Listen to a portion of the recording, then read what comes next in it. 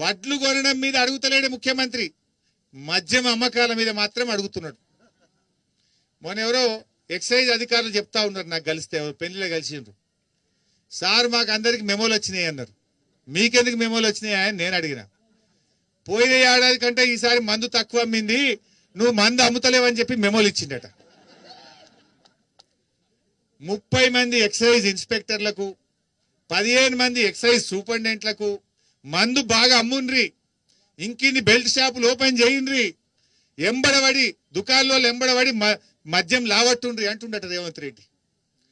వడ్లు కొనకపోతేనేమో అడుగుతలేడు, వడ్లు ఎందుకు తీసుకుంటలేరా అని మెమోలు ఇవ్వాలన్నా వద్దా? వడ్లు కొనకపోతే అధికారులకు మెమోలు లేవు, పత్తి రైతులకు మద్దతు ధర రాకపోతే మెమోలు లేవు, కానీ మందు అమ్మకపోతే మాత్రం తెగ బాధపడుతుండయా రేవంత్ రెడ్డి. అంటే బాగా తాగండి, ఊగండి, తాగుబోతుల తెలంగాణ చేయండి అంటుండు రేవంత్ రెడ్డి. ఏం చేయదలుచుకున్నావు రేవంత్ రెడ్డి? ఈ తెలంగాణను తాగుబోతుల తెలంగాణ చేస్తావా? పోయినసారి కంటే 10,000 కోట్ల ఎక్కువ ఇన్కమ్ కావాలంట ఈయనకు మందు మీద. పోయిన ఏడాది ఎంత వచ్చిందో అంతకంటే 10,000 కరోడ్ ఎక్కువ కావాలి నాకు అంటుండట.